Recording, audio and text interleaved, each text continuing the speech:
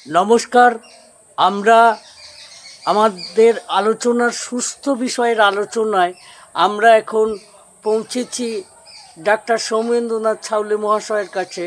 তার কাছ থেকে আমরা আজকে জেনে নেব খাদ্য, পথ্য এবং পুষ্টি বিষয়ে। আমরা ডাক্তারবাবুর কাছে ফিরছি। ডাক্তারবাবু, আপনি বলুন খাদ্য, পুষ্টি এবং পথ্য বিষয়। নমস্কার, আমি শ্রী সৌমেন্দ্রনাথ ছাউলে, গ্রামীণ চিকিৎসক। নমস্কার, আমি শ্রী সৌমেন্দ্রনাথ ছাউলে, গ্রামীণ চিকিৎসক।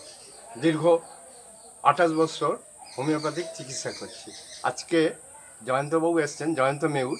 উনি খাদ্য ও পুষ্টি, আমরা খাবার থেকে কী পাই? পুষ্টি পাই। পুষ্টি থেকে আমাদের শরীরে শক্তি জোগায়। যেমন আমরা খাবার থেকে অনেক কিছু রোগ প্রতিরোধও করতে পারি ওষুধ না খেয়ে। আমরা কি খাবো, কি খাবো না, যে খাবার খেলে আমাদের শরীরে পুষ্টি হয়। যেমন প্রথম হচ্ছে আমরা ভাত, মুড়ি, রুটি।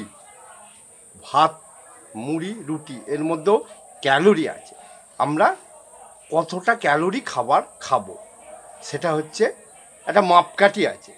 ধরুন, যে অফিসে বসে কাজ করে তার খাবার হচ্ছে 1500 ক্যালোরি।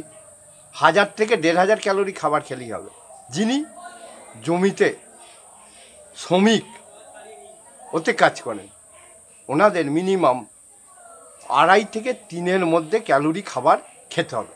তাহলে আমরা বুঝবো কি করে কোন খাবার মধ্যে ক্যালোরি আছে। সব খাবারের মধ্যেই ক্যালোরি থাকে।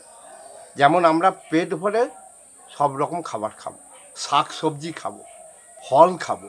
প্রতিদিন খাবারের পর ফল খাওয়া উচিত আমি মনে করি।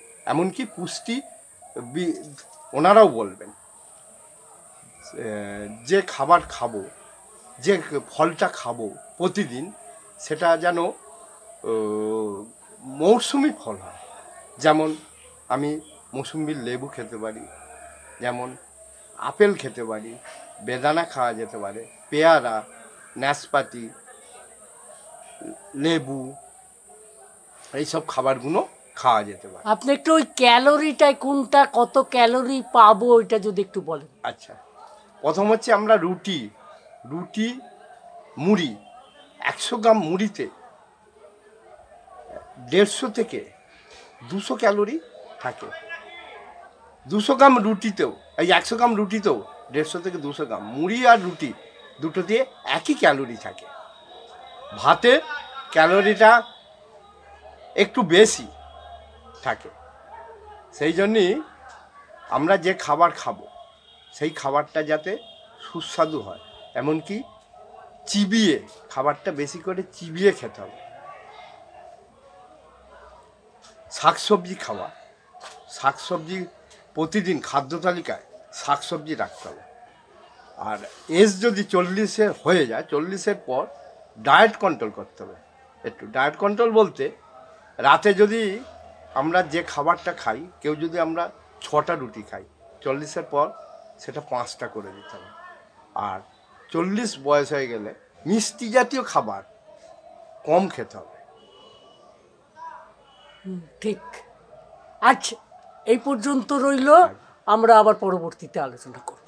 নমস্কার। নমস্কার।